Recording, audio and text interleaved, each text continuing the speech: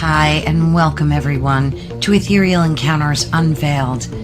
Today we are broadcasting live on the United Public Radio Network and the UFO Paranormal Radio Network, 105.3 on the Gulf Coast and 107.7 FM in beautiful New Orleans.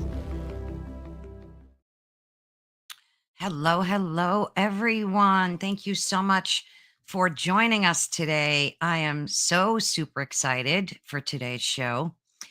And again, welcome to Ethereal Encounters Unveiled. And to reiterate, we're live. Yes, live. Excited on a Wednesday on the United Public Radio Network and the UFO Paranormal Radio Network, 105.3 on the Gulf Coast and 107.7 FM in New Orleans. Please join us in one of the various chat rooms. We're streaming all over the place, and be sure to connect with our guests today, which I know you're going to be very excited when you hear who they are.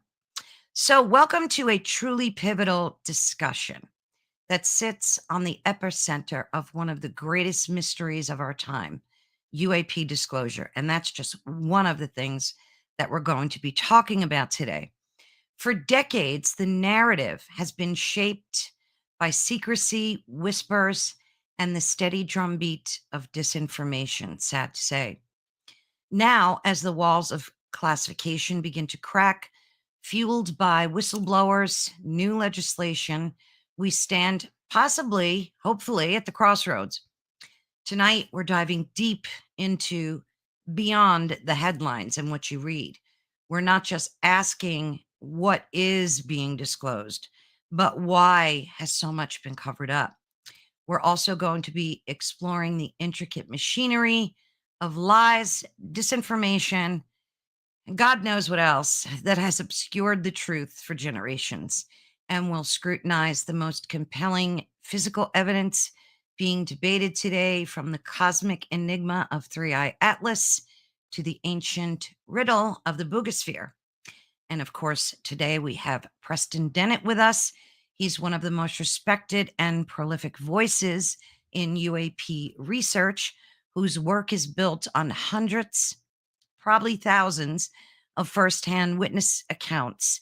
And he's here today to help us separate the facts from the fiction and to understand the true cost of this secrecy. And with him, of course, we have the wonderful Dolly Safran, who began her life journey as a generational contactee. So enough blibber blabber. Let me bring them on board. Hi. Hi. Thank you both so much for being here. Always So excited. we love you. Oh, This is a fun thing. This is yes. easy. This is We home. Right. So we have a lot of your fans strolling on in, guys. And I thought we should definitely say hello. Let's say hello to some folks. Yay, an afternoon treat. Hi, the Storm 36. And Denise Y2K. Who else do we have? Lunch Money. Howdy. That's such a cute name. Always nice to have lunch. Yeah, right. And of course, Patsy. Much love to you there. Much love. Who else do we have here? We have Max Meeks. Howdy. Ha. I do. Yeah. Yeah, I like the thumbnail pic for sure. They're always fun to make. Yeah. Who else do we have? Mort. Hello, Mort. Howdy. Mortally, I get it. And let's see who else we have. Ray O'Brien. Howdy. And Hello. Carol Bell. That is cute. I like that. Makes me think of Christmas. Yes, exactly. Which will be here before we know it. Yep. And then we have 2011 Kathy. And nice. Boy, there's some, we could stay here for 20 minutes. Welcome everybody. If I left anybody out, please forgive me. Thank you so much for joining the chat and the conversation. We're always so stoked to have you in the chat room. So guys, where do you want to start? You pick a topic. I mean, we can start with disclosure. I mean, that's always something that gets the crawl going in people. Oh, yeah. Well, Ugh. let's start from the beginning. Yeah. If you go way back, there's been cover-ups throughout history. There's no doubt about that. Folks within government make a mistake. That's their first sort of go-to. Let's just not tell anyone. Let's cover this up.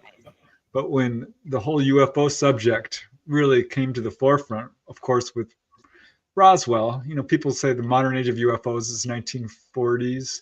It started a little earlier than that, and it was already being covered up. But Roswell was such a pivotal event. And what I love about Roswell is this is a case that was very widely viewed in terms of all the people in town. People saw this thing coming down. They saw it on radar. Oh, yeah. This case has been busted wide open in terms of people who've been interviewed about it include people who were guarding the wreckage, the people who picked up the wreckage, people who studied the wreckage, the people who flew the wreckage. So all right straight down the line, we know all the people who are involved. And this case came that close to changing the course of history. It did anyway, but when that newspaper article came out, that press release, it said, we have got one. We finally got an ET craft. That was amazing because that was, Colonel Blanchard, I think was one, Walter Haut. These guys wanted the truth out and they put it out and they paid the price for it because the very next day they had to backtrack, backpedal. It was all pulled off. It was a weather balloon. If that had not happened, if we had actually gone through with that, we would be living in a very different world. Yeah, absolutely. But they covered it up and they threatened people's lives. Frankie Rowe, her father was involved in it. They threatened her. She's a kid. They threatened her with death. You will be dog food out in the desert. And it's right down the line. And people died over Roswell as well. So that's kind of when it really began to be a brutal, in-your-face, open conspiracy cover-up. And it's just spun out of control since then. I think it goes earlier than that, but that's when it really is. I can actually give you a case that I am now allowed to talk about. Oh, good. Preston has heard this before, but he's never heard me publicly state it. My brother's wife, Donna, who we all knew growing up, they loved each other from early. Anyway, her mom and I became close because I used to babysit Donna. I'm like 8 years older than Donna and her sisters. And I used to babysit them. That's how my brother got so close to them as well. And she knew I was a contactee. And the only way she would have known that is if she was one too, because she was able to see me coming and going and told me about it later in life and told her daughter about it later in life. But one of the things that I found out from her is that in 1942 in Long Island, New York, her brother, who was a CIA agent, had Donna, had her baby, he was taking care of her one day. They had a family there was a huge age gap, between the kids. And Judy, who I'm talking about, was very, very young, and he had control over her that day. She was about 4 or 5 years old. And he got a call to show up somewhere, that it was an emergency and to get out there. And he did, because he was the closest one to get there. When he did, there was chaos going on around. Then it was in the neighborhood, and they couldn't understand why people couldn't get into an area. Suddenly nobody could get past like an invisible barrier or something, and they were freaking out. Judy was holding his hand, and she let go, and she told me she heard somebody call her name. And she walked toward it, and she literally walked into that field and disappeared in front of God and everybody, which freaked him out. Okay. They cordoned off the area. They pushed everybody back. This is in 1942. And the CIA was absolutely involved in this. Okay. He is alive to this day, by the way. I know where he is. And I heard it from him as well. She was gone for 45 minutes. They could not find her. They could not get to her, nothing. And she just suddenly walked out, reappeared. And then there was a huge flash of light, and it was gone. She told me that then is when she got her implant. She has an implant, had an implant her whole life. And she remembered it vividly every second of that day. And she never forgot it. She knew she was a contactee. She came and went constantly. And she told her children about it, about being a contact as well. To the day she died, 2 days before she died, she called Donna into the room, my sister-in-law, and said, Donna, they came today. They came and got the implant. And this was in 2019. Wow. And she died 2 days later. They took the implant out? Yeah, ET came and got the implant before she passed away. They don't like leaving them on the ground. Yeah. It is now that this is the point I'm trying to make. The CIA has always known about ETs. The CIA was created for that reason, all the way back to Truman. Okay, and they have held all that information all this time. I don't care. They are part of the military-industrial complex. Mark my words, they are. And I'm going to start getting verbal about it because Roswell's nothing. Roswell, they only had, if they had known sooner that the crash happened in Roswell, besides that, I'm telling you, there were two. One totally broke up and they had one that was cracked, but they got it as well, and bodies. And you don't know the whole truth about that either. It is amazing to me that I was told by him that point blank, their job was literally to get in, assess it, grab it, and get it out of sight as quickly as possible, and to do anything they could to sway the public from any truth of it whatsoever, to erase it publicly, to reach all witnesses and stop them from talking any way they could. And when you say any way they could, imagine what that entailed. Okay. Yeah. What they would do is they'd form a perimeter and go in and kill anything that was within that perimeter. And it's no coincidence that the intelligence agencies were formed at the time that all of this was going on. That's what formed the intelligence agencies. MJ-12, absolutely true, but this is how bad this disinformation is, because when the documents came out, they were completely, what do you call it? Fake. Yeah.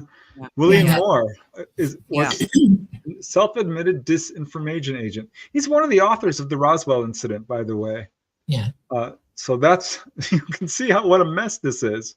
From the beginning, they were really scrambling on how do we handle this? How can we lie to the public effectively? How do we keep a lid on this subject? And they've done everything in their toolbox to do this. Oh, yeah. Let me ask you this so folks can maybe, because I hear a lot of people always asking why. Why does the government and did the government want to hide this from us so desperately? For two reasons. First reason, number one, we are facing a solar system catastrophe of biblical proportions. And they knew it then. They knew the truth of it then in the 30s. Okay. They spent some time verifying it, but they knew. They knew what they were going to do. They knew that they felt like they were in control and they were handling the whole thing. That's number one. The second one is that when you have a world with the population that we do, and it wasn't even near what it is now. Think about that. Yeah. They knew that it was going to be impossible for everybody to survive it. And so they chose who they thought should survive it. And they have been working diligently to make that happen, what they believe will happen, okay? ET contacted them. Eisenhower was picked up, and so were 7 other world leaders. You don't hear about them, you only hear about Eisenhower, but he's one of them. And what he tried to tell ET literally was, I can't do anything to stop this. This is not, I have no control over it whatsoever. His exit from the presidency warned everybody on this planet, in this country, that there is a military-industrial complex and we need to worry about what they're up to. Oh, yeah. Literally gave it away, okay? Do you know how fast they reacted to that? We have been bonded into bondage, all of us on this planet, to do their bidding so that they can do what they want to do to survive what they think they're going to survive. And all of us on this planet are incidental to that. That's the absolute reason why. There's no other reason other than that. If you want to talk about who has the ultimate agenda, it is them. And they plan it and it is executing right now. They have foisted our fear. They have foisted disinformation and misinformation. They have stopped us from using our abilities, and we have them. They're there. They're real. And Oh most yeah. of the people on this planet couldn't operate if they tried. ET has done everything they could to bring their reality of who they are to us by showing us who they are on their own without very the government. effectively, or we wouldn't be talking today. That's right. They put forth a very vigorous publicity campaign and grassroots movement to get all this information out. Because yes, they told Eisenhower about the dangers of nuclear power, wasn't getting a good response, so they went to every single person on this planet, practically. Not everyone has recalled this, but everyone's been given the opportunity, certainly. And estimates are somewhere between 1 in 40 and 1 in 50 people have been taken on board. Yeah. And when you think about that, that's a very clever number, because we all know about 40 or 50 people. So that's enough to spread the information universally. And from the very beginning, they knew this was real. And that's when they said, okay, we're going to tell everybody that it's not real. And anyone who thinks they saw a UFO, it's either one of 4 things. It's either a hoax, it's a hallucination, it's a misperception, or it's straight up mental illness. And that's when Blue Book was not the first, Air Force study group. It was started out with Project Sign, and then became Project Grudge. Think of that name, Project Grudge. Evolved into Project Blue Book, which we now know, of course, was a complete lie. Right. Any case that had any real evidence to it bypassed Blue Book and went straight to the Air Technical Intelligence Command at Wright-Patterson Air Force Base. I want to bring up why grudge got used. Okay, this is absolutely true. When ET contacted the world leaders, the very first thing that the military-industrial complex wanted to know was, why won't they help us get off this planet? Okay, why won't they help us? Why won't they save us right now? Why won't they give us what we want? Yeah. You have to understand something. Humanity was not ready, is not ready as we speak for that kind of knowledge and technology. We are babies in the crib to them. And we have very bad attitudes. We're violent. We're angry. We're murderers. Okay. It is not okay. When there's an old saying that I want to bring up to everybody. It was out there for a long time, and I wish people still think this way. ET used to refer to us as empty bags of skin because we had nothing in us that they found worth anything. There was no money. There was no worth to us inside our skins because we were deliberately being stupid. Okay. When you think you're in control, and you will do anything to be in control because you want to control every situation, you aren't ready to talk to anybody about being wise, elevate yourself, being given the keys to the kingdom, so to speak. You are not ready. And we have not been ready. And they've proven it over and over and again. And they've taught the people on this planet, innocent people, how to be idiots as well, and slaves mentality. That's why they called it a grudge. They were so angry that ET wouldn't give them what they wanted. It became a grudge. Oh, literally. Yeah. And I want to tell you something. If you think you're better than everybody else and you're smarter than everybody else and that you can do whatever you want and you can control whatever you want, you have made the worst mistake of your existence, period. Okay? That is the rule number 1. For every action, there is an equal or opposite reaction. And if you're going to do that, your days are not going to be good ones. Trust me, they are not. Because it might take a while for it to catch up with you. It will. And you won't leave here because of it, period. Yeah, the arrogance with the folks behind the cover-up is mind-blowing to me, because here's an opportunity to interact with people who are far more advanced than us, to absolutely lift up humanity, and they chose not to do it. I don't understand that. I really don't understand that. Well, that's why I asked the why, because it's very confusing, because we hear a lot of different reasons as to why the government has covered up ET for so long. They think we're stupid, and we're not. We know what's going on. There's a lot of good people on this planet too, Sure. aside from those that are not. There's a lot of good people. And as Dolly and I were saying earlier, we are light. We are energy and vibration. And I think they hate us for that alone. maybe, Yeah, well, they're maybe terrified of us. If we all woke up at the same time, they're done. Point Yeah. blank, they're done. They don't get to do that anymore. That's why they have to keep us slave thinking. Okay? Because there are That's why. societies out there that don't use money. That would absolutely, that's what scares the crap out of these folks behind the Yeah. cover up. Yeah. You know what I mean? Yeah. They don't They want have us to to have know that. slaves. For them to be as rich, filthy rich as they are and do what they want, they have to have people under them. You know what I find phantasmagorical? Think about this. Think critically. Think. We had a huge war about this, about slavery. Okay? Yeah. Huge. And yet the people, the oligarchies, Richard Soros's, all these guys, all these big bank owners, they own us. And all you have to do is look at the evidence of that ownership. We all have numbers. They've gone to digital ID now. We have social security numbers here. We have everything you do is under the sight and oversight of somebody with a big gavel or a jail cell waiting for you. That's slavery. Okay. Yeah. And yet we're accused. I'm not kidding you. People who know the truth, and we're talking the truth to people, we're accused of being the ones who are with the problem. No. That's not how this works. The slave owners are saying this. They're gaslighting everybody. And we can't let them anymore. We can't. You have to stop and just let it go through you and say, no. Traditional slavery was outlawed worldwide, and the U.S. was way late in the game with this. But I read this quote, and I couldn't believe that there are more people now who are actual slaves, owned, literally, not just by wage slaves, than there were during slave times. Look that up. It's happening globally. This is still a problem. It has always happened globally.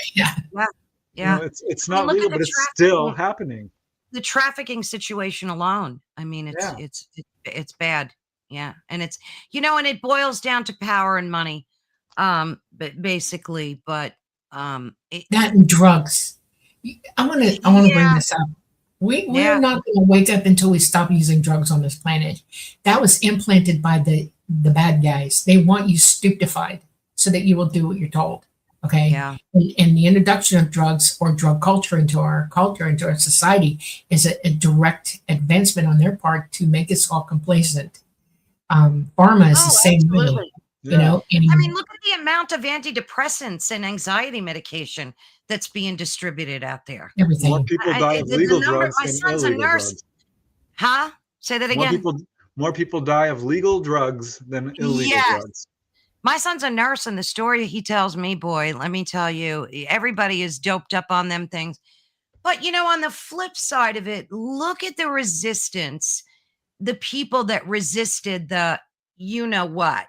Okay. Know what, folks. Okay. Millions of people across the globe resisted that as well. So there are people out there that do have the sense to know innately. I want you to understand that they're going to get you one way or another with that. You understand? They are. They've already changed everything. Your food is going to have it in it, which it already does. Chickens are being given the inoculation starting in November. Yeah. I'm not kidding you. This is, I know. And the patents for it are done, over with. They're doing it. Okay. All your flu shots, every shot that you take now is mRNA, and it is to destroy you. And I'm sorry, that's part of the issue. No, that's the gospel truth. Do you know, I called my vet up the other day and I said, my dog is not getting the rabies vaccine because I recently read an article that there's mRNA technology in that too. And I heard a lot of dogs are dropping dead left and right from this thing. And I said, well, she goes, well, it's the law. I said, well, come get my dog. Come and arrest me and my dog then, because it ain't happening. I am not giving my dog any vaccines. My personal choice. Right. My personal choice. Everybody does what they want to do.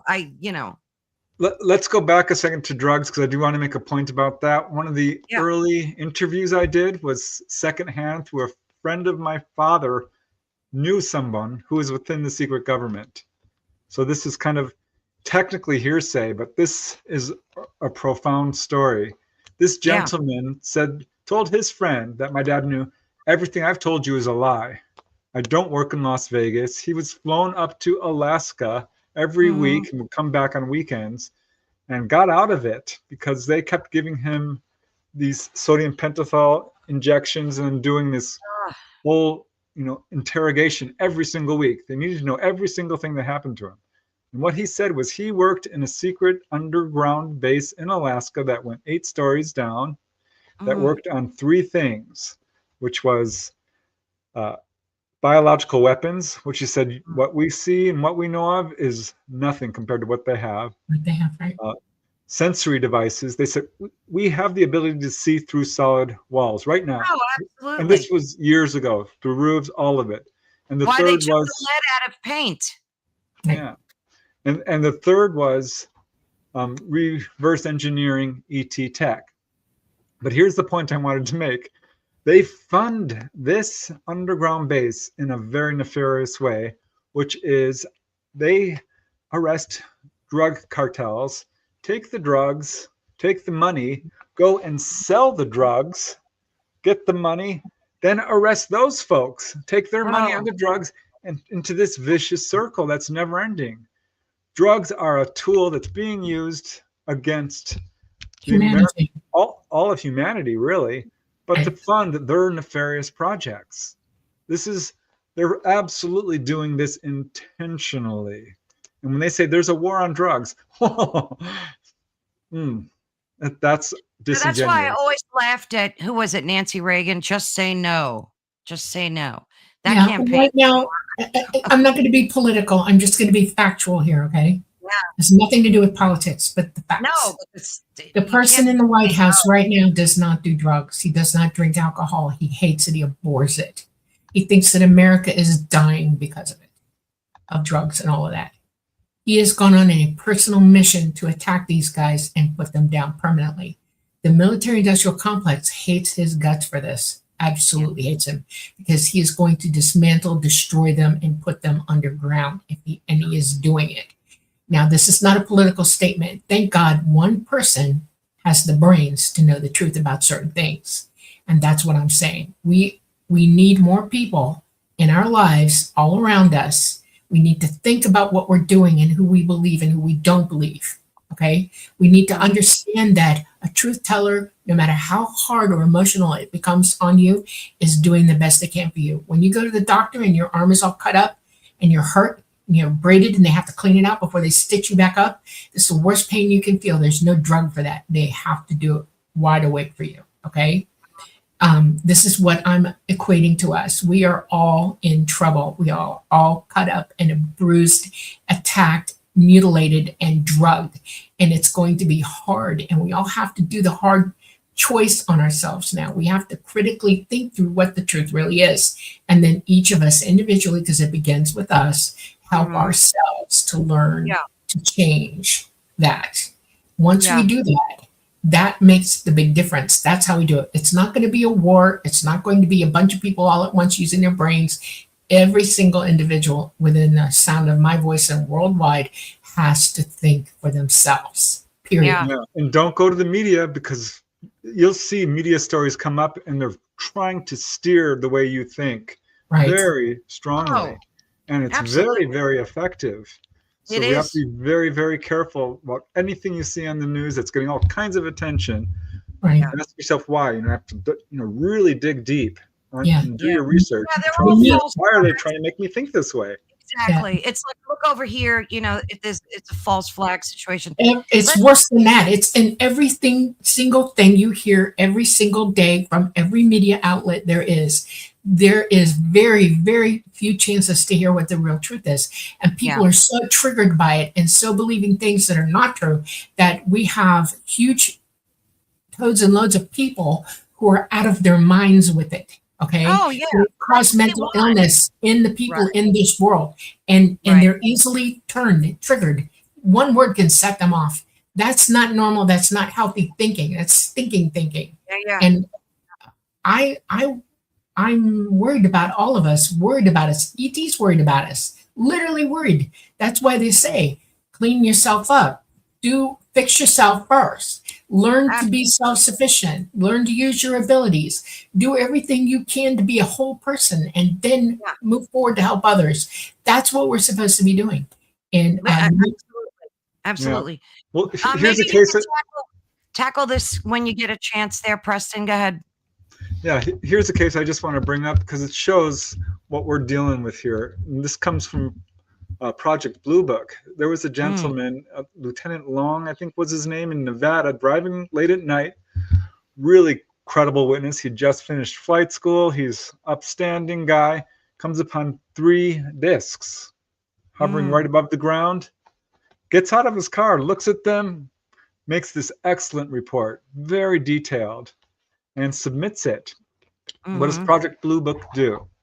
They don't want to research this incident. What they do is research him and try to find some psychological fault with him. Why did he think he saw this? Yeah. Right. J. Allen Hynek pointed out this as one of more than a score of cases as to what kind of tipped him off. Like, Project Blue Book is not for real. And he eventually defected from it. But this is how hard they're working. You know, when someone is touching upon the truth, they get attacked. And this can be anything. Yep. And for those who think that our government has our best interests in mind, let's go a little bit out of the UFO field. Remember that they sterilized disenfranchised portions of our population without their permission.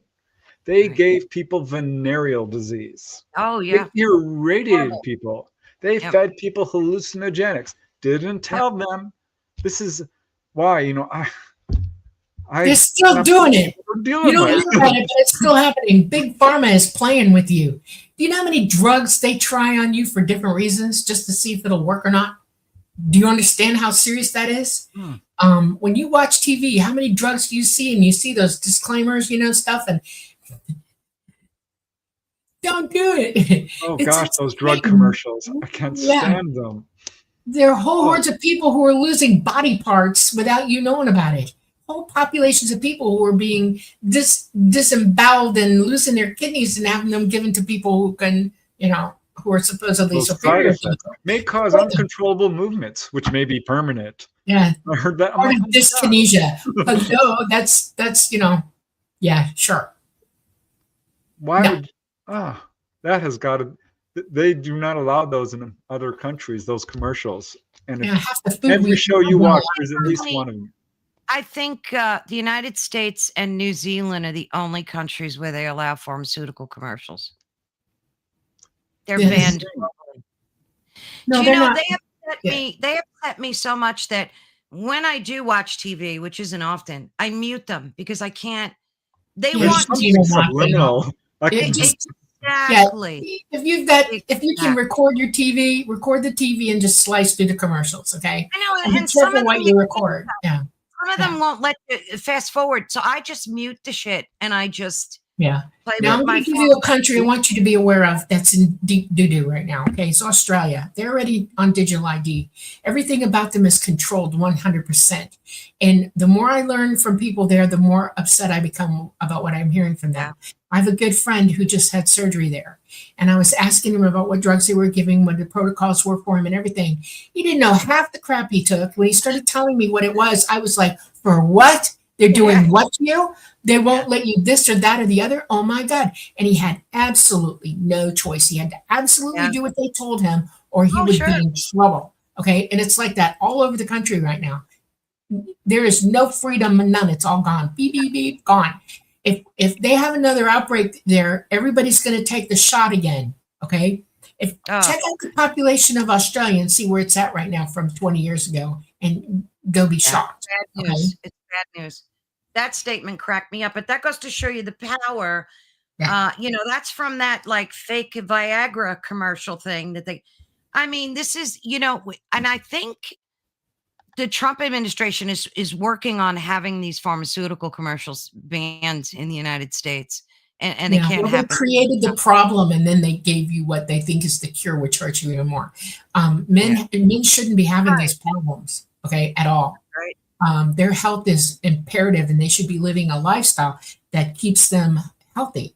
And one of them is the introduction of estrogen into their diets. Okay. The second one is the introduction of tidy whities. The third one is the introduction of mental BS, where they're being taught away from manhood into, I don't know what the heck you call it. Okay, that's just the top four. Then we get into the drugs they take for certain ailments. Half the heart Yeah. medications that you take can cause ED. No kidding. Okay, half the drugs you take for stomach problems can cause ED. They create the problems and then they sort of confuse and try to cure. Everybody who takes that medication, Viagra, are in trouble. Okay, there are natural forms that you can take to help clear and unclog your veins that are natural, and you can do it, and it doesn't cause your body to freak out, have heart attacks, or give you a stroke. And that stuff can't. Well, Okay? Dolly, look at what they did during COVID, especially on YouTube. When you talked about any holistic alternatives, you were banned immediately. Mm-hmm. So, I know. Yeah, it's just god awful. Well, Preston, I wanted to ask you about the defense contractors. What role do you think they play? Because I think they're a bunch of nefarious group of people. These defense contractors that they. Absolutely. What say you? You know, if you get the opportunity to talk to Michael Schratt and have him put his presentation on The Price is Wrong, it's hilarious and it's frightening because he goes directly into this and lays it out in black and white from what we all know about the $1,000 hammer at the Pentagon or the $2,000 washer. The money, Exactly. if you track the money, it's absolutely not adding up. Where is all this money going? And we know where it's going. It's all into this black budget. Right. We spend more money on stuff that we never see. That's not good for us in any way. 90% of tax dollars are spent towards these subjects. You know, the cover up, the reverse engineering of ET tech, weapons. It's ridiculous. Because everyone in the world really just wants the same things. Now, I'm going to tell you something about contractors. They are the long arms of the military-industrial complex, and they are owned by it. Okay? Right. Let us not believe that these are private contractors. They are not. They are military-industrial complex contractors, and they are serious. Lockheed Martin is at the top of the damn list, okay? Excuse my French. And, and we can't Freedom of Information Act Lockheed because it is a military entity.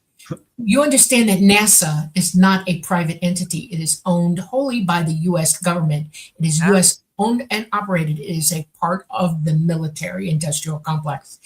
Everything that comes out of NASA is run in that narrative. Yep. We need to wake up to what the truth really, really, really, really is. You know, we're already owned and operated by the governments on this planet. You need to understand that it's that insidious. It's gone that far. They've had 80 years to secure and lock in all this stuff. We are incidentals to it, all of us. Absolutely. You know? Absolutely. And if they want to call the herd, they're going to, and they will, and they are. And we all bear a responsibility and culpability to this because each of us has allowed this to happen. Yep. And I know we feel powerless, and we, to a certain extent, are, but not really. You know, we all have autonomy. Governments fall all the time. The U.S. has had a pretty long run, but already when corruption gets, when the government, the top part of the government gets corruption, and that's what causes governments to fall because people get tired of it. Yeah, well, that's going to happen. That will happen because it always happens throughout history. There's no government that's survived from the beginning to now. Not one. The Australian Aborigines didn't have a government. They are the longest surviving continuous civilization. And they're almost gone. They are now becoming extinct. You realize that, right? They've gone out of their way to keep them out. And they basically said, we're leaving this planet. Yep. Yeah. So Explain this is to me, Scarlett says, how Congress and the president are not in need to know. We are idiots to allow this.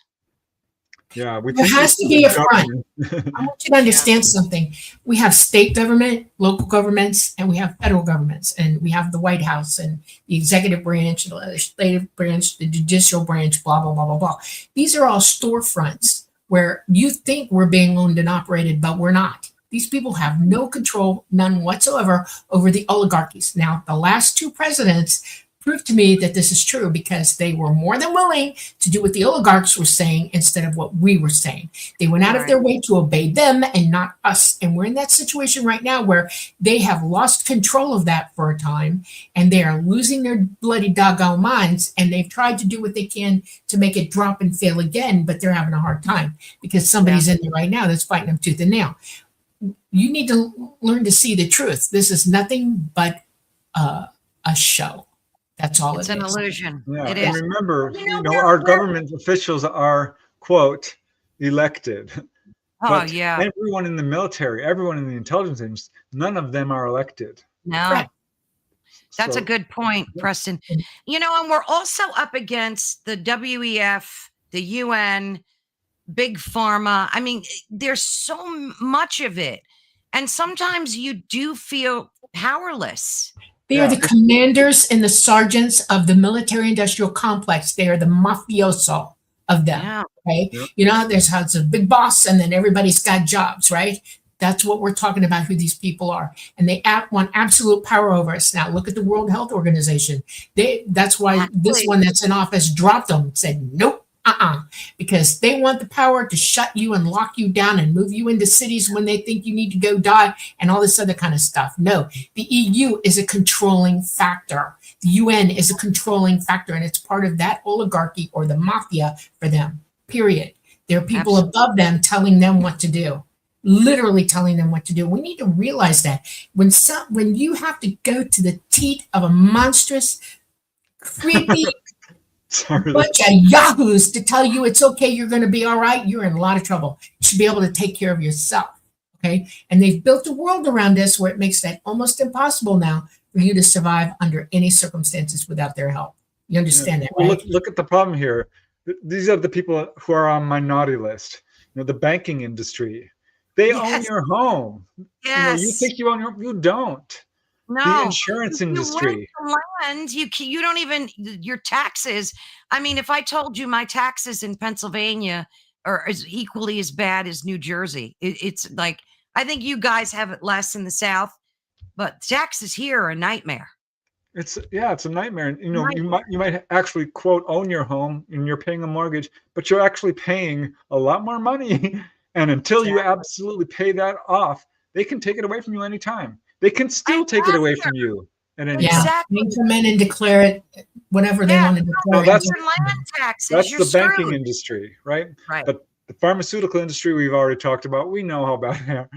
The energy industry. This is not okay. That they own all the resources and control it and can what the price of gasoline, the price of electricity, the price. Exactly. We used to live without these kinds of things. 100 years ago, 100, 200, we were kind of free from that. That's another way they enslave us.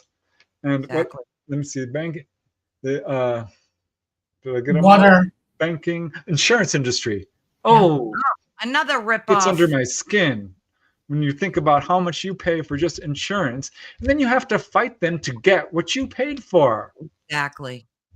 They make so much money. Example with the fires in California with those poor people. That's why I call it the mafia, because it's like, I'm going to protect you. I'm going to take care of you. But when something bad really happens, where'd they go? It's like, why aren't you here? Oh, well, you have to give me something for that. I have to be able to own you. Okay. Exactly. So I'm not sure how to fight this, but our best tool, I think, is knowledge. That's where we got to start. Become aware of this. And the second thing we can do is, you know what? You can free yourself from the energy industry by moving off grid. Yeah. Learn to live without it. You don't need it. You can free yourself from the pharmaceutical industry by researching alternative healing. Yeah. Absolutely. So there are ways to sort of fight this, but ultimately, your own medicine. Learn how to use it. Learn how to make it. Yeah, we have to start by just becoming knowledgeable on this, which is why this show like yours is so important. Oh, because people are waking up to this. Yeah, and you're not going to find this on the news. This kind of information. This is why what we do is essential, and both your voices are more critical now than ever before. Well, I don't want to how do it's I put this? disturbing to me because I'm just a guy, I'm just a person. And all I'm doing is trying to tell the truth. What I want you to do is take what I say. Don't believe me off the top of it. I want you to research what I say because you can't become powerful until you understand it for yourself. Knowledge is power. It's Absolutely. wisdom. It's something you can employ for yourself. And you have to do that. You have to take that step, that leap. And it's not faith that's going to get you there. It's knowledge. Yeah. You know? Yeah. Learn it. Yeah. And move beyond fear, because fear paralyzes people, and you end up cowing down and doing as you're told because you're afraid. So if we can realize that we're eternal, immortal, powerful beings, we can really start to be more effective in our fight against tyranny. Yeah, we Because- need to wake up to this pay to play crap that's going on too. I'm sure you've seen where you can't buy a new car anymore and hook up your music or your navigation or look at your tire pressure or oil because they charge you a fee now every month to see Yeah. these things on the screen. You still have the Everything. ability to go to a car company and say, I want a basic model, no perks, nothing. Exactly. I But you know just what want a they're basic doing, car. Dolly? And they have They- to sell it to you. True, but now they come with cameras right facing you so that the minute you turn your head off the road, it brakes for you. I mean, this is absolute 20. That's why you ask for a basic car with no technology in it and you sign paperwork to state that you're taking a non-technology car. And then you use your brains to figure out whether they put it in there or not anyway. If you're intelligent, everything's you know got a computer. If you're intelligent, you know how to disable computers and stuff and make a car work basically. Or go buy a good used car from before this technology, which is what you should do, okay? Because they can get you that way. Yeah, it's funny. I rented a car not too long ago. They gave me a brand new one. I'm like, oh, cool. Took me a while to learn how to do it, but I'm driving along, and this was a long drive, and it said, "Well, you haven't taken a break for a while. You should pull off the road." What? And I'm like, no. I'm like, it's time to take a break. It went nuts. What? We shut that damn computer off. Yep. That's It's crazy. It's like you've been driving too long. It's none of your business how long This is I've been what I'm driving. talking about. No, I turned it off. I was like, no, not playing with your butt. No. They wanted to GPS us. I was like, no. I got my own phone. I got my own GPS. I don't need you. What if it decides, if it's AI and it decides, you know what? That's it. I'm turning your car off. You've been driving too long. Exactly. Well, that's why you buy an older car that doesn't have that technology, or you go to a technician who knows how to turn it off. Good luck finding a new anything. A refrigerator is going to know what you're taking. Oh yeah, they already do. Our refrigerator dials the internet. We can hear it make the call. I'm not kidding you. I laugh when I hear it do it. I go, oh, there it goes. It's on the internet again. It knows what we're doing. Our and we know TVs have cameras in them. We know this because people found that out. Yeah. So the TV is only facing one room in the house. It has no access to anything else. No other TVs turned on, and the Wi-Fi gets disconnected. And we Faraday things and make sure that it understands. I'm going to start employing. I have several large leaded blankets. They're sealed to keep us from getting in there. And I play with them. It's going to happen. Every picture you take has a little bit of information so that they know exactly where that picture was taken. Damn free. Yeah. What about those Zumba vacuums that were just scooting around your house, going in the bathroom, taking pictures of people and uploading them back to China? What? Yeah, we don't have any of that. Kidding. No. We have no technology in this house. As a matter of fact, we don't even own a Mr. Coffee. We have real old-fashioned perculators. Okay? No kidding. They taste better anyway. Yeah. I got glass, I got iron, and I got stainless steel, and nothing can transmit nothing to nobody, Yeah, I use AI good old is a tool for the oligarchs right now that they can absolutely use it. I have a broom and a mop, okay? There you go. I don't need your technology. I just don't. Y'all are foolish, stupid idiots. That we're dealing with this. When the Condon Committee came out, and if you don't know about the Condon Committee, it's a clone of Project Blue Book. But you can read this in black and white. We need to start a disinformation campaign and make people think that if people who see UFOs are idiots or crazy. Because this is, that you can read this in black and white. This has been declassified. And we know this is going on in every level of society. Absolutely. Perk coffee is the best, Heidi. You got That that is right. the best. Oh my God, yes. It Yeah, really we also is. live in a house that was built before 1990. Okay. Yeah. No kidding. And it's got no special wiring in it. There's no Alexa in here. Yeah. We can't turn the lights off and off by going, none of that. No, I'm a not smart kidding you. home would scare me, because what if it didn't let you in? Like, I don't recognize you. Exactly. Or what if it locked you in? This is no joke, folks. This is really bad. People are asleep to how bad it is. Yeah, well, one of the problems with this is they talk to you. They're psychic. They can use psychic technology on you now. And while you're sleeping, you're being programmed. That's why I tell people, go to bed, turn off your bloody Wi-Fi, Faraday your phone away from your body, and sleep technology free and do whatever it takes. Literally do whatever it takes, because they're talking to you at night. You don't realize how triggered you are by everything because of that alone. Your TV, while you're watching TV, you're being contacted psychically. It's not a joke anymore. It's real. Okay. This is not a conspiracy. This actually subliminals are not illegal. There was a whole lawsuit about it, and it was allowed to go through. They're playing subliminals. This is stuff you can't consciously see, but it's in there. Well, it's more than that. You go to the stores, they're saying bye, bye, bye, bye. It's absolutely a thing, and it's effective. Sit in your living room. Studies on this. Sit in your living room and openly discuss what you want to buy next week, and watch the commercials come up. Oh yeah. Okay, it hears you, it knows what you're thinking, and it actually gives you what you want. It shows you the way to go, because it wants to make money off of you any way it can. Okay, if you're worried about making a decision about something, somehow the TV will organize things to make you think a certain way for that reason. God. Where privacy has become a complete illusion. Right. Yeah. If you want to know something, read a doggone book. Okay, go to the library. And pray it's a good library that has lots of really good reference information in it and stuff that tells the truth. Because just read books, read basic books, read books that are older than 1990. Okay, just go back and read good books. Look at publication dates. Read magazines that are published, without commercials in them. Things like that.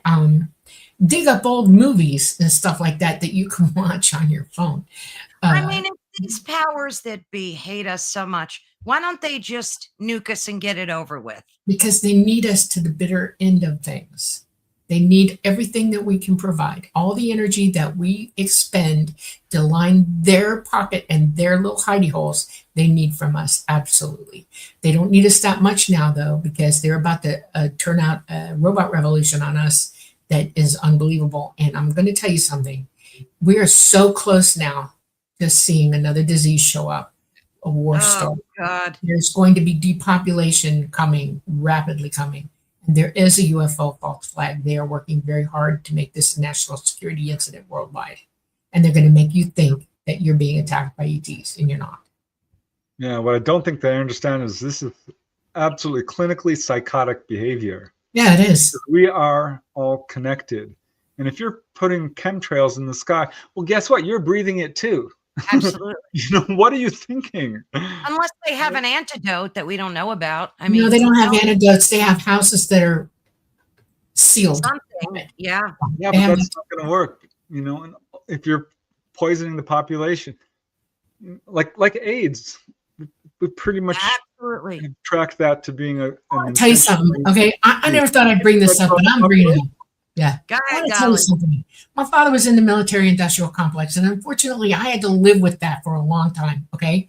And one of the things is they know your family. They know your family.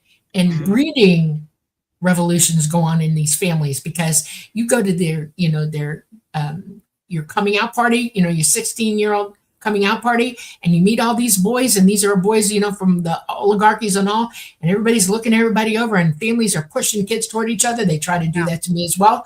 And I was like, nope. And my dad laughed about it. He thought it was funny. I did not. Okay. Think about how many of these families are breeding with one another because they are the elite. Oh, God, yeah. Okay? They have all the best medical care. They're not taking all these bad drugs. They're not doing any of that stuff. No. They're keeping themselves as healthy as they possibly can. And we're all eating fodder. Yeah. Absolutely. And their kids don't play with the technology that they create. Yeah. Do you know how much good food you should be eating right now that doesn't exist anymore? Because they're the only ones getting it. We get the garbage. Yeah. And I'm old enough to tell you that I know absolutely this is truth. I've watched our grocery choices go way down. Too. The processed foods, you read the labels and you go, Genetically modified. They have to. It's in tiny, itty bitty little lettering, so you might need to bring your reading glasses. Thankfully, I can read it still. You know it's what? on there. The other thing, Preston, that bothers me is they're putting bugs. They're making these mealworm flour, and I heard the FDA is giving them approval to do this without telling us that it's not real they have flour. Fake meat now too. And they're inoculating beginning in November every chicken on the U.S. soil with mRNA bird flu. So we're screwed either way.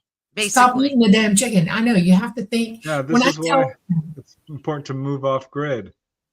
The contactees have gotten the message. ETs have tried so hard to bring this information out, and they have, and they've done it.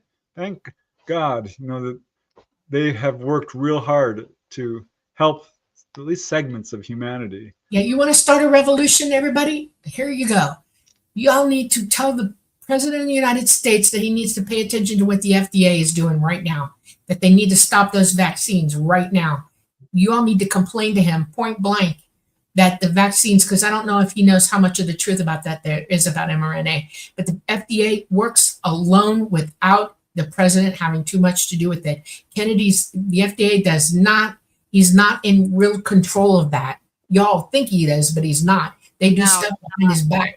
We need to shut the FDA down. The Federal Drug and Food Administration needs to go bye-bye.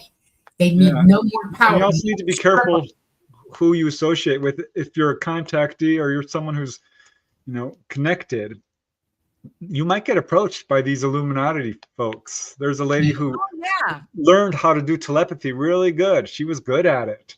These guys approached her and said, you can join us. You can have everything you want. We'll pay for you. She's like, no, I'm not drunk. Colin Andrews, a famous researcher, he went public and says, guess what? They tried to bring me in.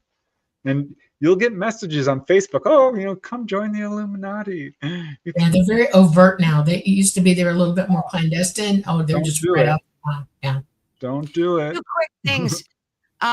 This statement by Dr. C. Max said James Cameron was right on the money. His Terminator films, all prophetic. Same thing for The Running Man, The Minority Report, Truman Show. They're doing. It's like maybe they're I know it sounds whacked, but maybe they're time traveling. Like these people that are writing these scripts. No, how are they getting this? Carolyn, these plans have been active and implemented since the 1960s. How do they get this information? There's a push-pull. The media is very controlled, but there are people who are very creative and know how to flip this information in. This information has been known for years and years and years, and it directly comes from us. It's not coming from the future. Please don't believe that. They've known since the 50s and the 60s what they were going to do, and they've been implementing it all along. And yes, there are people who are going to go, I'm not putting up with this. I'm going to tell the truth about it. And it's leaks, okay? We're not really good secret keepers, okay? Some are, some aren't. This is not a futuristic person coming back and warning you. It's because there are people on this planet who are not as brave as I am and Preston there to sit here and tell you the truth about it right out in your face, okay? And they do it through that type of thing. It's controversial, okay? Horribly controversial all the way around that we look at it, because that's what they have implemented in every human mind on this planet, that it's all controversy. You don't have to believe it. Let's go over here. Deniable plausibility. I'm going to read you something. I read it almost every show I do now because I want you to hear it. Good. It's that important, okay? This is directly coming from ET themselves, not a joke. Oh. Real. I want you to hear every word of it, okay? Let me pull it up. I was dictated this to. I was told word for word, and then they looked at it to make sure that I got it right before I was allowed to publish, okay? Well, while you're pulling it up, let me just tell a quick story of this. Okay. Oh, you got it? Yeah, I'm ready. You ready? Yeah. All right. Okay, go ahead. Disclosure from those in authority over humanity will always tactically use plausible deniability. Their agenda supersedes all humanity. Our reality is their construct. It is their power and its weaponization which impugns explanations to any explanation to humanity.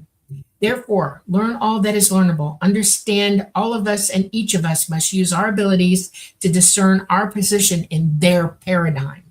Wisdom is your freedom from their tyranny. When ET goes that far to warn, that's a direct warning from ET. Point blank, I've had it for over a year. It's on my Facebook page. I put it out when I talk every single time.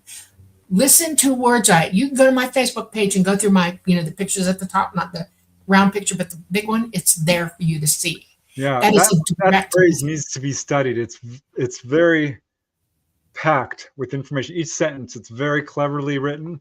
You have to really take a close look at it. Yes, they did. It was quoted to me, and I sat there writing it down word for word. They looked at it to make sure I had it right, spelling, composition, the whole thing. And I was told point blank, put it out now. I have two of them. I have another one that's in the beginning of Symmetry from Talata himself. I'll read that one to you. You go tell your story while I look for that one, Preston. All right. Yeah, this is just how tightly controlled the media is when it comes to UFOs. I wrote a book, UFOs over New York, which, every state has their own sort of history of encounters. Yeah. And there was this sighting that was right in downtown New York, right in front of the news building of this major news service. All the newsmen saw it, and they tried to write up a story, and it was immediately quashed. They're like, but wait, we saw it. We're the news guys. We're credible witnesses. Multiple witness case, real close. Couple of 100 feet, they saw this object. This is what we call a display. Who quashed that? Who was it? The manager of the newspaper? Like who told them not to print? The higher up, the monkey mucks. We don't know exactly who these guys are who own these stations. Jeez. Because each of them has a front man. Right. So it's in my book. I don't have all the exact details in terms of dates and the names of people, but it's in there. Yeah, it's a story that just stuck with me, because there's another book called The Missing Times. His last name is Hansen, and he lays it out in black and white how tightly controlled the media is when it comes to the UFO subject. All these stories are quashed, and I've got many examples of this. Right. Okay. This is a direct quote from my main contact, Talata. Okay, he indwells the craft that I fly. He is ancient. He's a fifth dimensional, non-corporeal being. He's a light being. Okay, and when we were writing Symmetry, he said, "I have something to say." And I said, okay. And he said, it has to be in the beginning of the book. You have to write it down word for word. And he said, I'll talk to you about it afterwards, but why I said what I said, but you need to understand it now. You need to write it now. I said, okay, because he was getting ready to publish. Okay, so I want you to understand that everything we do should not be from hate, should not be from any of the bad things that you can think of, none of the 7 deadly sins, none of that, no avarice, nothing. The one thing that counts in every human being across the universe is love. And you have to understand what that is. He was trying to teach. This is his statement about it. He says, be strong in love. Love is what carries through. Love is what heals. Love is the strength of life. Love has no limit. Therefore, let love become who you are. Let love evolve to its fruition. Let the light that is love burn bright. Let its wisdom guide you to higher understanding, and let its power move you to teach its power to others. Love, be strong in love. If we just learn that first, because it involves us completely, it's love of self, love of neighbor, love of family, love of friends, love of everybody, all of us. We are all one people, all of us throughout the universe. They are us, we are them, we are all one. And love is the guiding light. Love is pure light. Love is who we are. And yet, while we're in this body walking around, we can do some really stupid damage to that. Oh, yeah. Literally stupid damage. And we need to wake up to what that really is. And you let it sink in. That's another one that deserves to be studied, because you're not just saying, well, let love guide your actions. No, let love become who you are. Right. That will guide your actions. Exactly. So it's and all this things that need to be studied. Right. Yeah, and all this divisiveness over politics and religion, and it's killing us. It really Right. is. Yeah, because we're all emotional over Right. everything. We've been triggered to be emotional without thinking. We're triggered to believe the delusion. We're triggered to believe the lie. We're triggered, Yeah. and so when the truth hits us, it's almost like a blow to the chest, and Yeah. and people react very badly to it. And that's how conditioned we are to be a certain way now. And we don't think, we don't sit down. How you react is paramount. Love doesn't react blindly or stupidly or forcefully. Love considers everything first, and it knows everything, and then it acts. You know, you can see all kinds of things going on. Unless it requires you to protect, immediately protect, you have time to sit there and think about what you just saw or what just happened, and let that guide you. That guide your understanding, because there's wisdom in that. Okay. Yeah. We react with complete, I don't even know what to call it. We're like 2-year-olds crying for mama. You know, oh, yeah, I need a safe place to be. Oh, Right. my God, that's not right. Yeah, how can that be right? Well, we didn't come here to have it easy, period, the end. Okay? This is not an easy classroom to be in. True. None of us have it easy in this classroom. None of us. Which is And good. everything we do has a reaction. And everything we say is heard. And Yeah. if you want good, do good. If you want to be an idiot, you're going to cause trouble. Exactly. You I know? want to bring something up. I want to bring something up because we mentioned this earlier, but I want to preface it by saying, study the near-death experiences, the near-death Yes. books, because they always get the same message that the two things that matter are love and wisdom. That's all you can bring with you. That's what you're here to learn. Now, what's interesting is near-death experiencers describe how they see their body, they go through a tunnel, they have a life review, yeah. they meet deceased relatives, and they go to the light. And those who have described seeing the light describe it as this absolutely wonderful, all-knowing. It's what we might even call God. Yeah. It's becoming connected to Everything what at called the one time. all-mind. Right. Yeah. Now, there's this piece of disinformation going around that I am furious about. I Yeah. was on the Art Bell show. He asked me about this, and it floored me. Yeah. Where people are, don't go towards the light, it's a trap. Yes.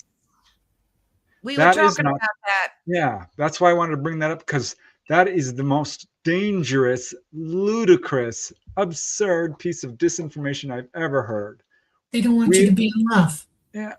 When you go to the other side and you have an out-of-body experience, and you go to what you might call the heavenly realms, the garden realms, Yeah. every blade of grass is glowing with light. All the trees, all yeah. the flowers, the people are glowing with light.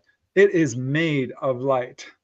To not go towards the light would be to basically go to hell, the very dark lower realms where there are shadows. Good Lord. And so it's a huge, dangerous disinformation. It's trying to keep you trapped in the circle of karma, and I don't even know what. I wouldn't think we'd even have a choice.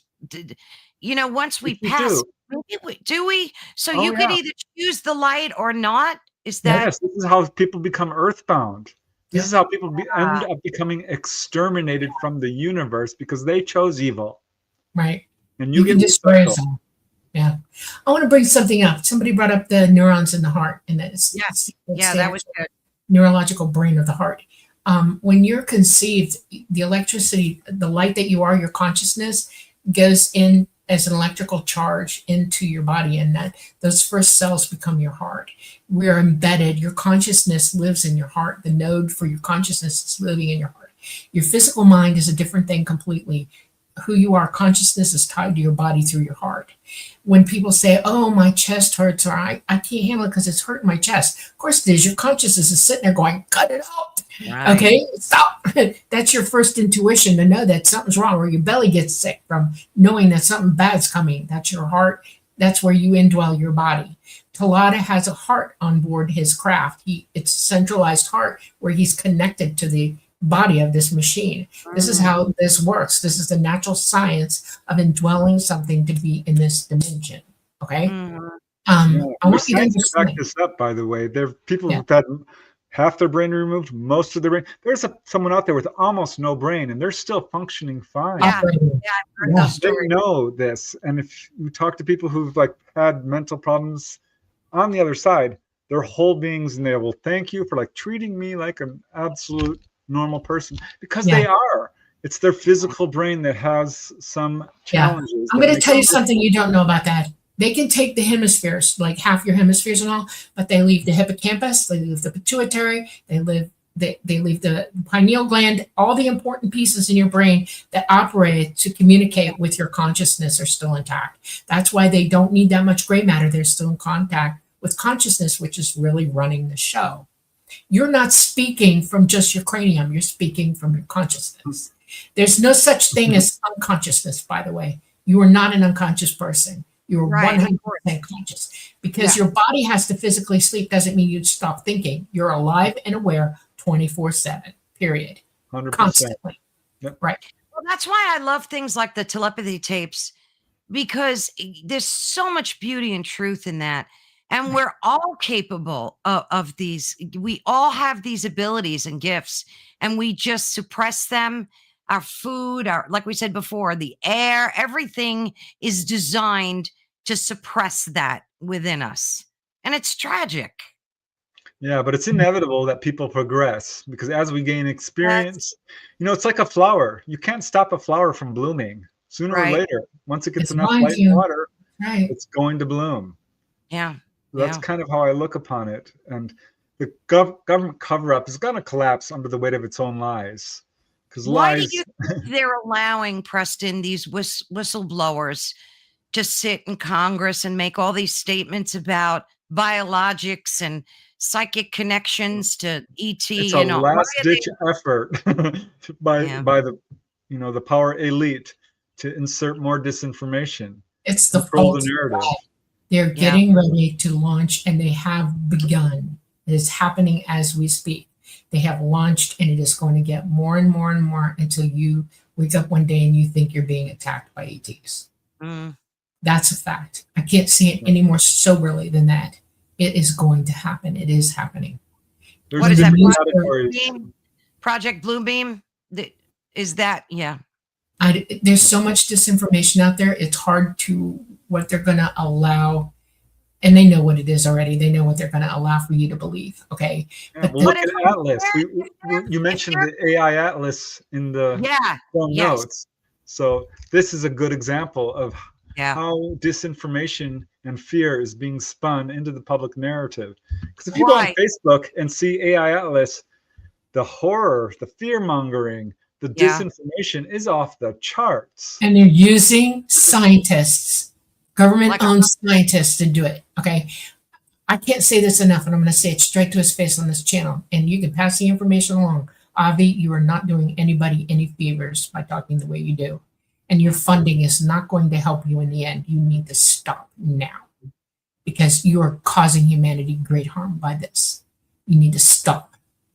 83I Atlas is a comet. It is an unusual comet, and we're starting to see them because we can see things better, but it doesn't make it anything else but a comet. ET does not travel in conventional space. Yeah, underline that, Dolly. They do not travel that way. Think about this. Yeah, They've that makes been around for sense. a very long time. They're not here to take over. They're not here to harm. It's quite the opposite. Take a look at the onboard experience objectively, removing the fear, and you can see exactly the sequence of events that is really good for humanity. They're not going to take 3 months or whatever it is to come To get here here. and shoot us. It's Yeah, it's ridiculous. comical. It's comical. I know every single human being on this planet has a right to be here. Every single human being on this planet and all the animals and all the flora and all the fauna are here for a reason. And we do not have the autonomy to destroy it. And we do not have the autonomy to lie about it. We have a moral responsibility to accept reality and do what we can to function within the parameters of where we live, amongst each other as well as on this planet. That is a direct quote from Talata as I speak to you, is in my head right now. And that just came out of my mouth through him. It is unbelievably imperative that everybody on this planet, within the sound of this voice, understands that you do not have the right to cause harm. You do not have the right It is going to destroy you, and you must stop now. Mm. Yeah, and it's not too late. There are people who are on the wrong side of history right now who could stop right now. Stop the lying. Everyone knows what the right thing is. There's no big secret about what is right and wrong. You can Yeah. feel it right in your heart, Oh, yeah. whether you're doing something the right way. Don't choose evil. Why would you? It causes so much harm. I'm going back to the near-death experiences because people have this life review. And when you do someone nice for someone, you get to feel it, You the do. effects, and it ripples out because that person you helped helps others. But there's the flip side. I interviewed a guy who had a hard life, and he says, I was not a nice person. And not only did he feel all the harm he gave to others, he felt all the harm that those people he hurt Yes. also hurt. So he said it rippled out so that he was feeling the pain of thousands of people, and he was responsible for it. Oh, good Lord. Luckily, he had a near-death experience. Good for him. He learned a lesson that was brutal, that a lot of people aren't going to learn until they're on the other side, and boy, are they going to have a hard time. I know. For every action, there is an equal or opposite reaction, and we are all in control of ourselves over that. Everything we do has repercussion. Everything. And we cannot silence others for doing the right thing. And we cannot silence others for being proper or responsible for reality. By doing so, we are causing unimaginable, irreparable harm to all of humanity. It's not just the people and near yourself. It's worldwide. That's right. It is negative energy that does not belong here, should not be here.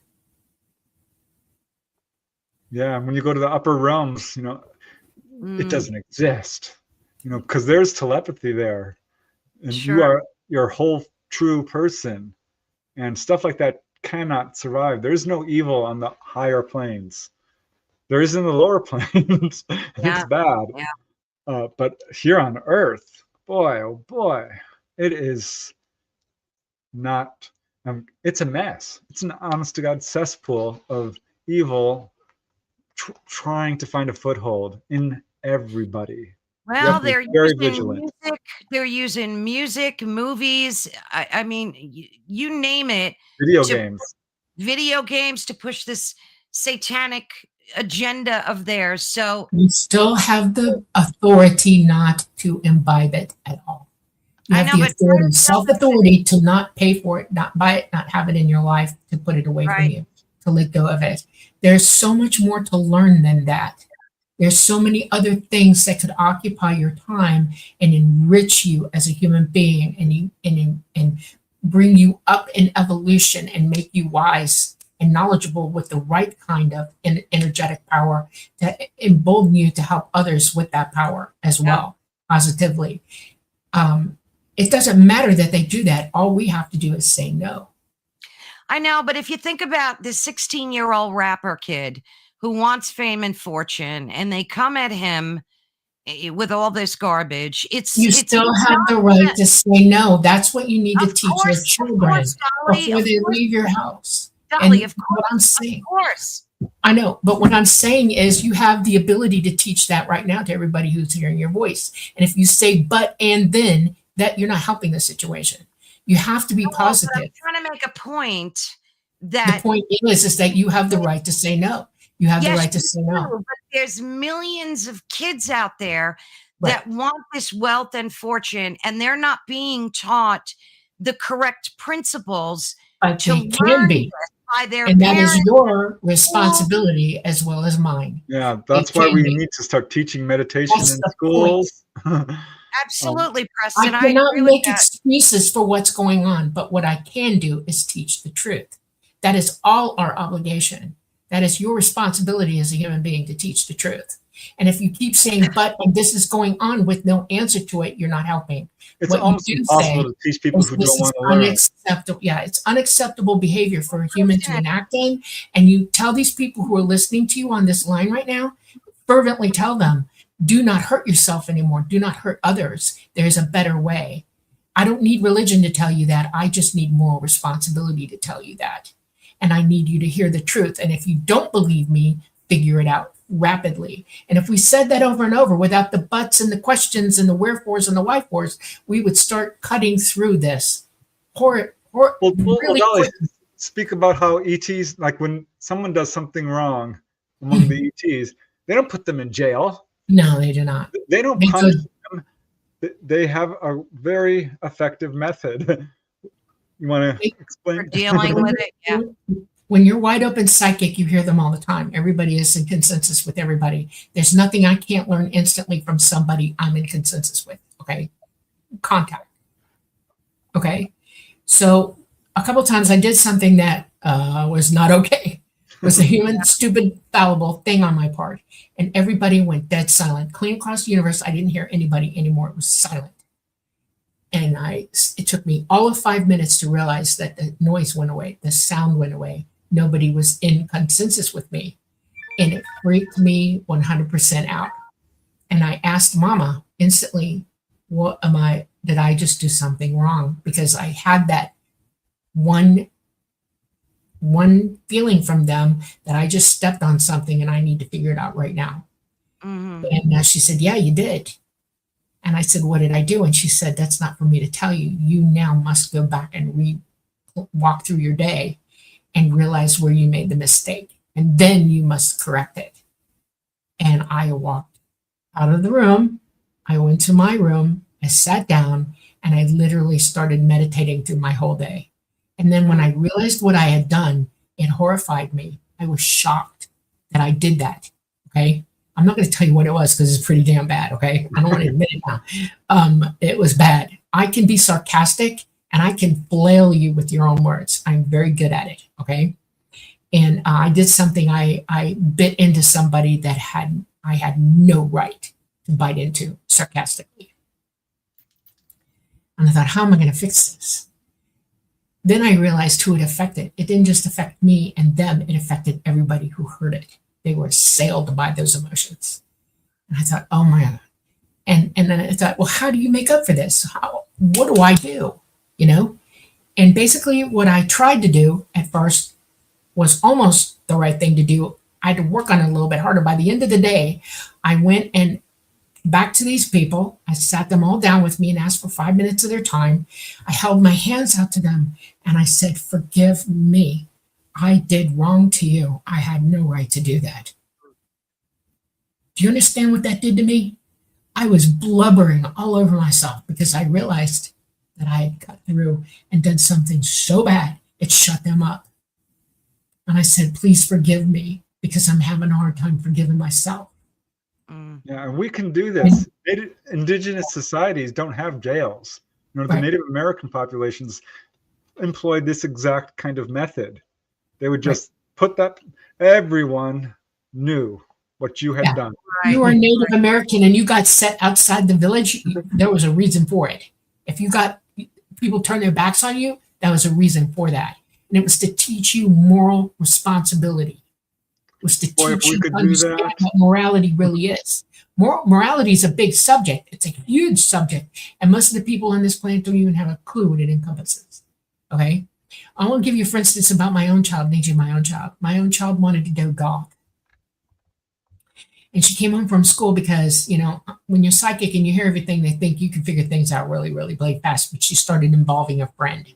And it started spreading throughout the school.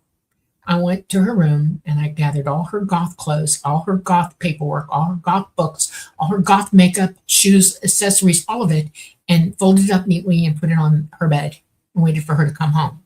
When she did, I said, this is not who we are. You don't have to be something to figure yourself out. You don't have to follow a tribe to know who you are. You are an individual, and this is not who you were taught you were. Now I want you to sit and explain to me who you think you are, and let's go from there. And she looked at me. She was like, oh my God, this is real. You're going to do this. And I said, you bet. I said, who are you? Why is it that you have to go to this extreme to get attention somehow? What is missing? What are we not doing that's not helping you express who you are? Truly who you are, because this isn't natural. This is an application of something that isn't real. And then it turned. I took it all away from her. We put it in a box, I folded it up, and I took it somewhere and gave it away. Yeah. I wanted to burn it, but I did that. Okay. Um, she graduated from high school. She went into her life, and then she realized one day she woke up and she went, "Oh my God, my mother was right. I know who I am. I know what life means to me. I know which my path is. I know what I have to do to be a responsible human being." And she's flying in that direction. As a parent, that is my job. That was my honor bounden duty. I chose that path. Parents on this planet, take heed. If you're not doing that with your children, you are not doing what you're supposed to do. Absolutely. Yeah. Humanity needs to do this. If you want the answer to why, there's your answer, because we're failing. But we're talking about it now. We're saying what should happen. We're saying what y'all need to sit back and consider. Y'all need to look up what morality is. Y'all need to look up all the possibilities of what morality encompasses. You need I to wish look we at would teach yourself. morality to. It should be a requirement for anyone who holds office. Should be. Ethics. There should be an ethics class in Ethics every is part of morality.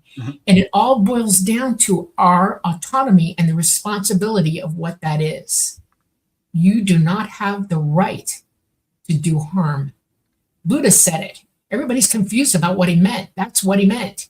You do not have the right to do harm. Do no harm. That is the first rule of morality. Do no harm. And what that encompasses. Look what he gave up. Look how he lived his life. Okay? Look what he said to people. And he wasn't a god. He was just somebody who figured it out real fast. He learned. Yeah. Okay? Look at how many doctors violated that oath over the past 5 years. It's sad. It's sad. Yeah. So let's talk about this Bugasphere thing, because this is another thing. We have a little bit of time left. Who wants to start with maybe explaining for folks that don't know what it is? Preston, you want to start? I'm not a Bugasphere expert. I've been following this story. And the second I saw this thing, I was immediately skeptical of this being. Oh, got a big dog. Oh, yeah. Immediately skeptical of this being ET. And I'm just following the story because I don't know anything about it that isn't in the public arena. But it doesn't match the research that I've done in terms of this being a genuine extraterrestrial object. I might be wrong about that. Dolly would probably have more information. The Betts sphere. Have you heard of that? The Betts sphere was something that the Betts family found and had all these amazing properties, and it was studied for years. That is genuine. If you look into that one, that's incredible. So I know much more about that one. That one really intrigued me. Now they're saying that, this is 13,000 years old. It's the resin in it. The guy just said, well, it's not actually the resin. It's a part of what's in the resin. If you do close-ups on it, you can see that the construction of it is not as precise as you would think ET would do. Yeah, I kind of noticed that. Why haven't they sliced it open? What is this? It should be easy enough to determine the elements that it's made of. So, I don't know. I just don't know enough about it to make a real. I can give you some scientific facts that will help you understand whether this is real or not. Okay. Resin wouldn't be on anything ET. It would burn off in seconds. Okay? This is an element that's here that we use to preserve things like wood and things like that. Okay? It would go into flames. So nobody put anything on it. ET would not have used resin in the manufacture. The sphere itself would not be made from material from this planet. It would not have bells and whistles or joints of any kind. It would be a solid sphere that you couldn't get in. Right. Which is what the Betts sphere is. BETZ. Right. Look that up. Yeah. That's an incredible story. Yeah. The Bugasphere is a manufactured lie.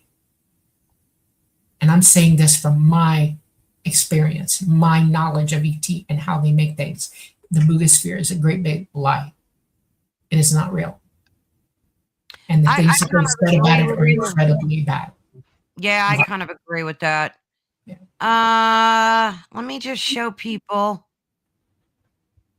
So this is this Betts sphere, right?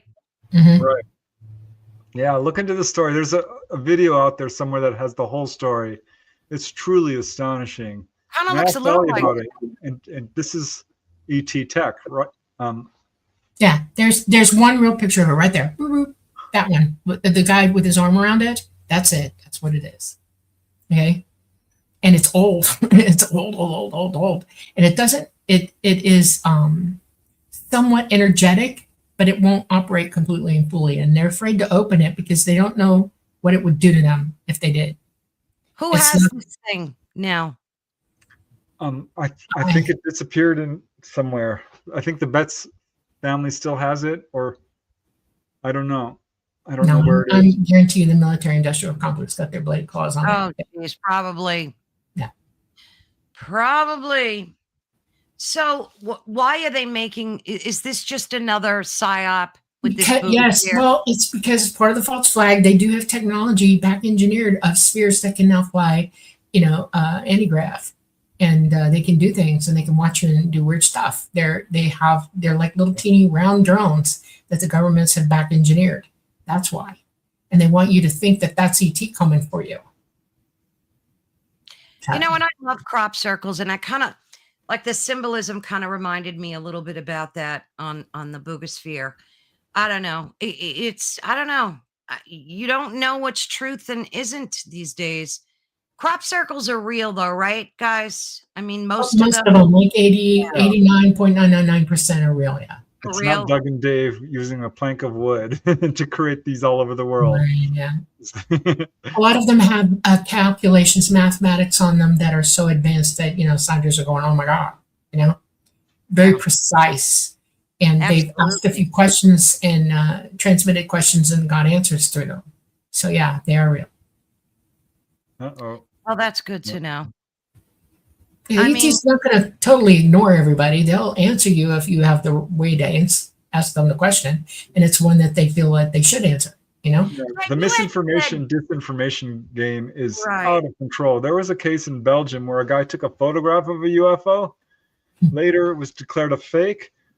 More recently, he said, "No, actually, it's real, but I was paid to say that it was fake." What? So now that completely destroys the story either way. Real or fake, Exactly. I'm not touching You'll it. never know the truth, right? Exactly. Plausible deniability.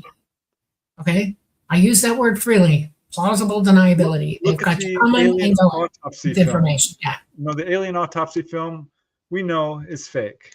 right. However, Yeah. in its essentials, it's 100% true.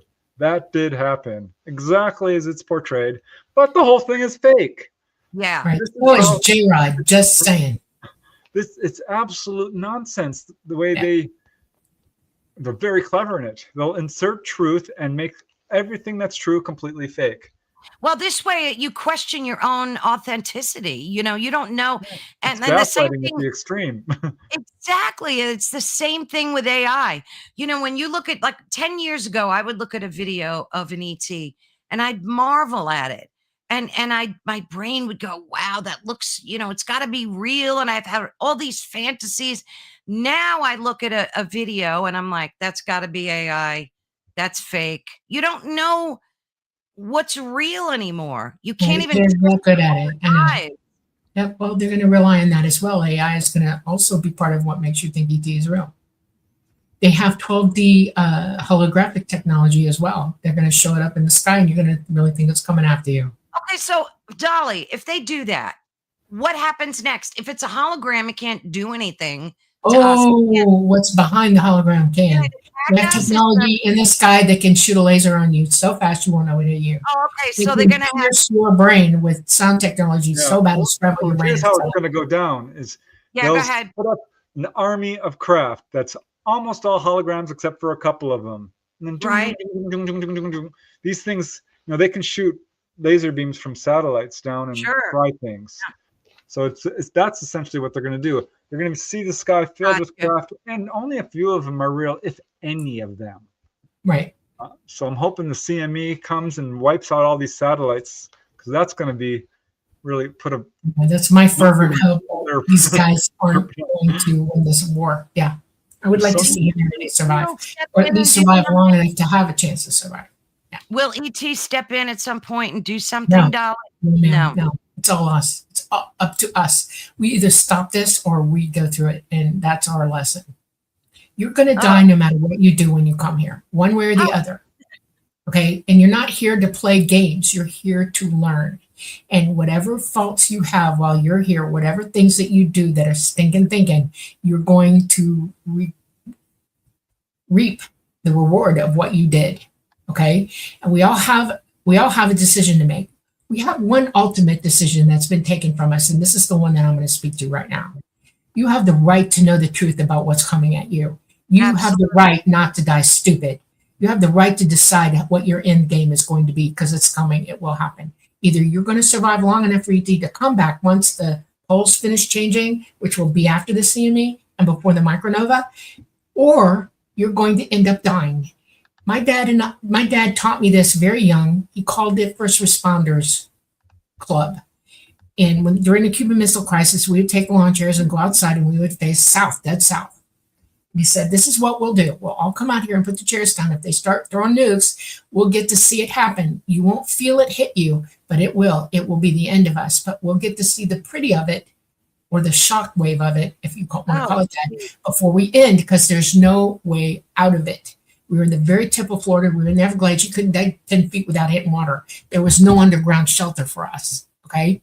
And he said, it's better for us to know what's coming and to greet it, ready to go, because we know we're not going to die, really. We're just moving through. And I said, okay. And then he expounded on that throughout my whole life. He said, you know what's coming. You are aware of what's coming. He said, are you a first responder? And I said, yes, sir. He said, if you're in a position where you have no choice and you have to go through it, will you go through it? I said, well, eyes open. He said, that's what I expected you. And I said, good. I am not afraid to meet my mortality. Okay. I'm not afraid to meet the end of my mortality here. I'm not afraid of anything because of that, because I know that I go on. Now I have a responsibility toward that, to tell the truth and then live in joy every day until those moments hit. I know they're coming, but I'm not going to fret and worry about them. I'm not going to lose sleep over them. I'm still going to live in joy and be happy while I'm doing it, because that's the greatest lesson we can all learn, is to learn all that is learnable and then proceed. Okay. We have an exciting time right now. It's either we all know what the end result's going to be. We know we have a choice to make how we're going to greet that, but we still have to live. We still have to love. We still have to be people. Of course. Okay. And that's the greatest gift you can give yourself. It's the knowledge of truth and what really is. Then there's no fear. There's no fear. I'm not afraid of you. Yeah, and if you can move past fear, it affects every aspect of your life. And as important it is to know everything that's going on around you, it's equally important to know that everything that's going on within you. This is how you can spiritually develop, because we are all psychic. You might not think you're psychic. You're like, oh no, I've never even had a paranormal experience. Well, Earth itself is a paranormal experience. That's right. And the fact is, we do know. Everyone gets feelings, and it might be what we call, quote, subconscious. That's a misnomer. The fact is, you do know. And if you pay attention to what's going on within you, you'll start having precognition, because you are anyway. You do know things that are about to happen. Yeah, your consciousness lives outside this dimension, your interdimensional consciousness, and it knows the future, and it will tell it to you every now and then. You'll hear it. Your consciousness will go, this is coming, right? That's your personal message from yourself, because it already knows what's coming. Prepare. Yeah. Right? I think the trick is to be aware of it. That too. When you get a deja vu, I mean, I think that's a whisper. That's you telling you what the heck's going on. Absolutely. I love it when that happens. I'm like, whoa. They're so awesome, right? Yeah. I had one just the other day, because sometimes you don't get them for a long time. And then all of a sudden they come and you're like, well, that was really nice. Yeah, they're awesome. Like, thank you. It's like, oh, congratulate yourself. You just felt really cool. Yeah, it's awesome. It really is awesome. It's a joy to live in the soup of reality. It's a joy to live in the soup of consciousness. It's a joy to live clear conscience, clear sentient, to know what's really going on around you all the time. That when people are speaking to you, you hear them thinking to you at the same time. Yeah, And yeah. you know their heart. You know who they are. And that's more beautiful than anything in the world. Yeah. Anything. Hey, Synchronicity is so Honey, amazing. you're going to get a deja vu now any day, any day. There was one story I heard on TV. It made me laugh so hard, but it had this pearl of wisdom in it. These two people got married, and the husband's looking through her old photos. Yeah. She had taken a selfie of herself in Europe, and he was in the background looking at her. No way. They did not know each other. This was years before they were that close. Wow, They I later love got married. stories. That's great. That's 0 degrees of separation right there. Yeah. Yeah. That's awesome. I love that. Just goes So to were show there's there any- guidance out there. Yeah, that's freaking awesome. Were there any questions in there? Did you guys happen to notice? Did we miss? I know somebody asked about shadow people, which is off topic, but that's okay. That's a second dimensional being. That's a person who's in the second dimension watching you. They come off as a flat, dark being, you know. It's a second dimensional being that you're actually perceiving and seeing. You're looking at each other. And they're not evil, they're not demented, they just happen to be in the second dimension. I was just going to ask you that because a lot of people think they're evil and they have nefarious intentions. They don't. I had a love-hate relationship with one. It started watching me when I was in Florida.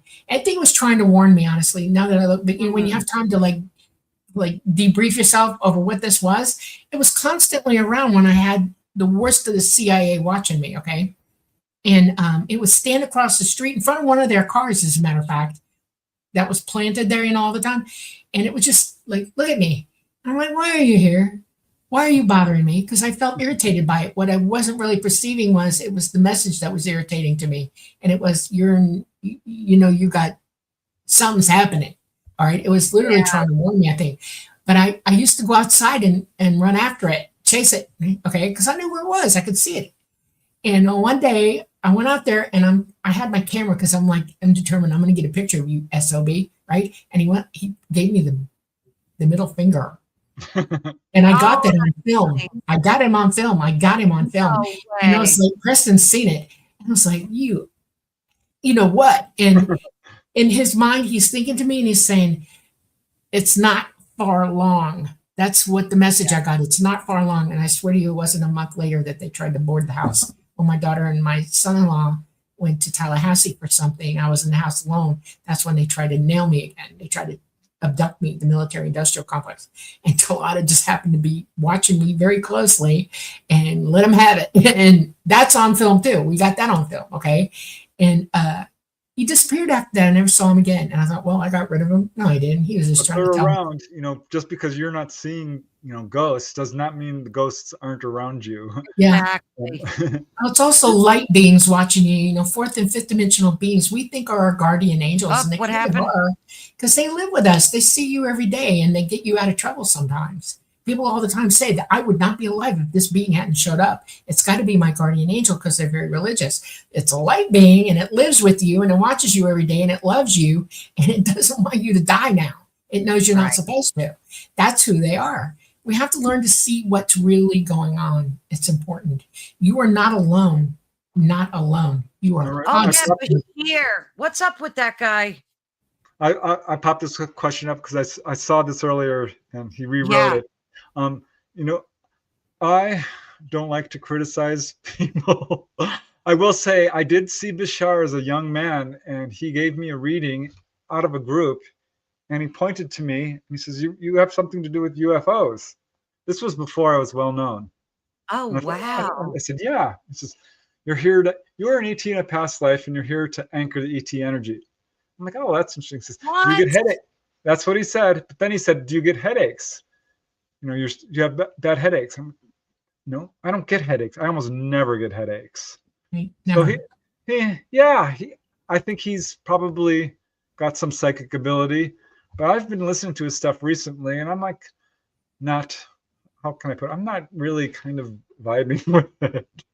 Yeah. I don't channel. Predictions that I'm like, I don't channel and I don't make money off of channeling. When Talata's talking to me, I hear him. It's like he's in the room with me all the time. Okay. Yeah. And every now and then he'll say, I'm going to say this. You repeat me right the heck now.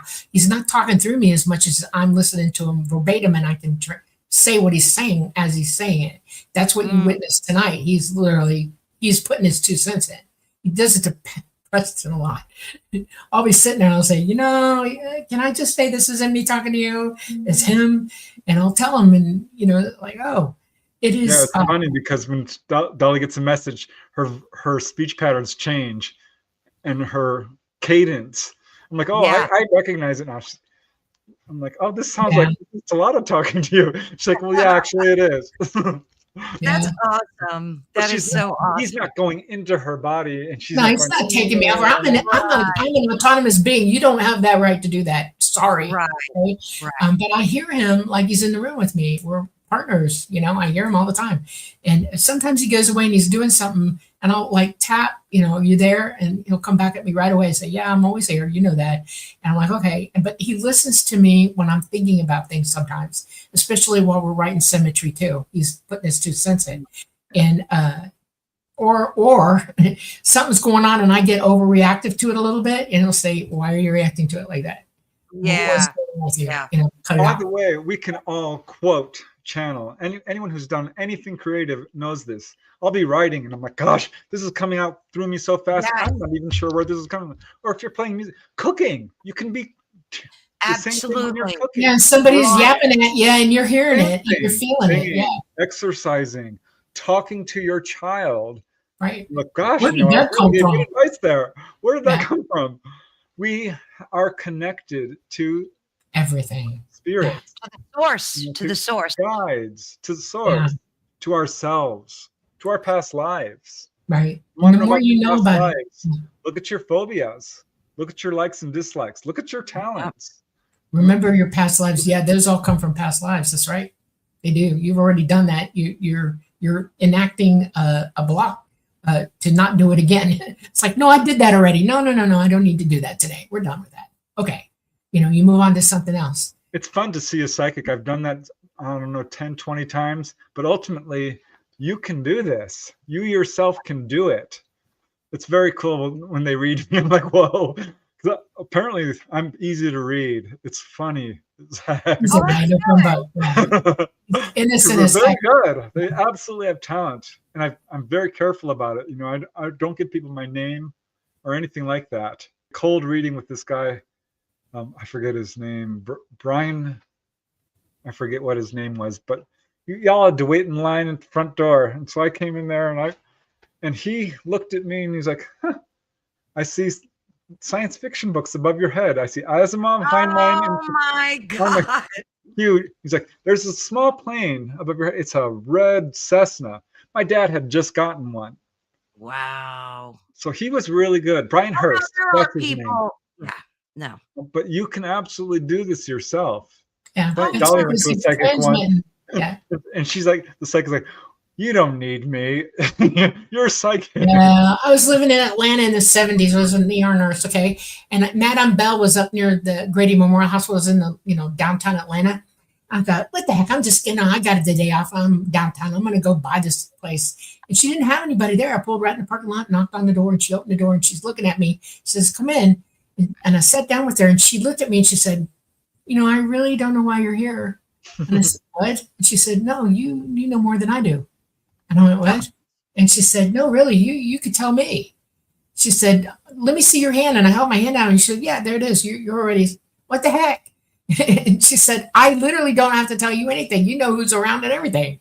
I went, okay, yeah, I do. And she said, why are you here? And I said, I was bored. I had nothing to do. And I wanted to see if you were real. It's fun. I recommend people go visit a psychic. I did. Yeah. The first psychic I visited, she looked at me and she says, you should try astral projection.